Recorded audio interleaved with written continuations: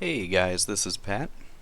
Just thought I would record a little commentary for this particular boss fight. This one is the curse-rotted Greatwood in the Undead Settlement. You can see it's actually back there in the back left corner.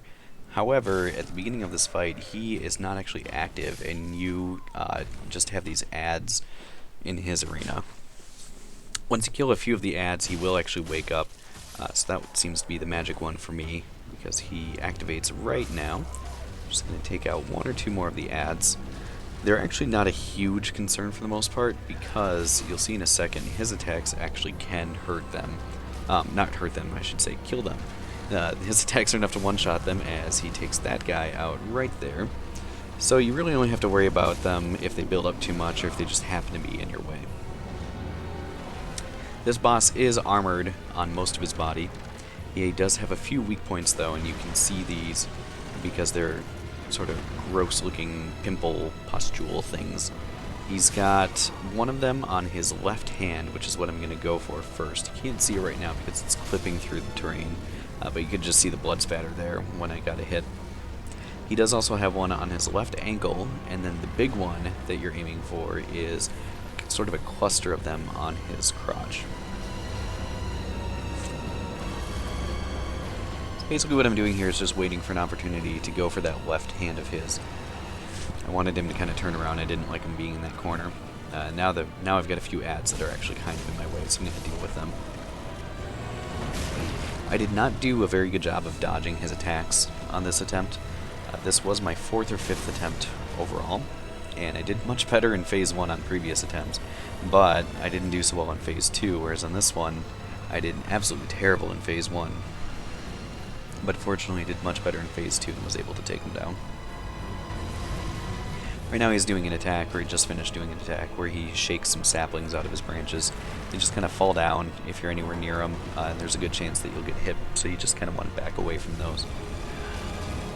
So now finally I'm going to go for that hand again.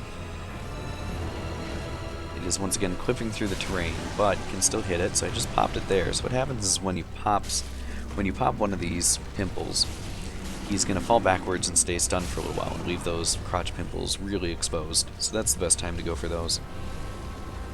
Unfortunately, I did not dodge his follow-up attack once he did wake back up. However, I did go ahead and pop his left ankle there as well. Unfortunately, that guy clipped through his body, which I was a little bit salty about, and got in my way, so I was only able to get 2 hits on the crotch pimples at that point.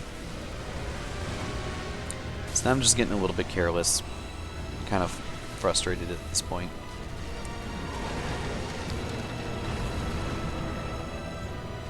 So at this point, there are a few more weak points on his body, but I figure I'm just going to go straight for those crotch pimples. That part also really frustrated me because I felt that I had gotten some solid hits on those pimples, and I'm still feel like I should have been hitting them now, but for whatever reason it's just not registering until that hit. And then just for good measure I get hit by one more sapling. So once you get him down to half health, and popping the crotch pimples might automatically take him to half health. It's hard to say for sure. He's going to do a big pound, and the floor is going to collapse, and you're both going to fall down here. You don't take any fall damage because this is a scripted fall.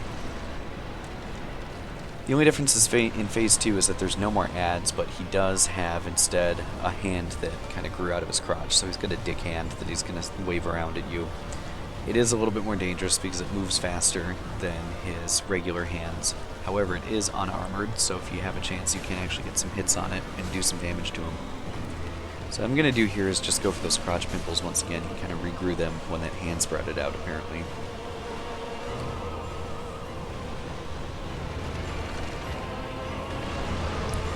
At the time I wasn't really sure what this yellowish goop does that he leaves behind when he does his big pound attacks, butt pound attacks. I'm still not entirely sure because I never touched it. But I assumed it was going to apply poison or toxin. However, I think I've seen somebody else's video where they took this boss down and it wasn't that bad. So once I pop those crotch pimples, he drops his hand right in front of you. You can actually get some free hits on that. So at this point, I only need to pop one more set of pimples to take him down. So I notice that he's got some on his back. So I'm just going to use that R1 attack from my two-handed broadsword, which has a nice high reach, and I'm going to take him down that way. So as you can see, I actually didn't get hit once in Phase 2, which was nice because I didn't have any Estus Flasks left. So really, if you can just have a better Phase 1 than me, this fight really isn't that hard.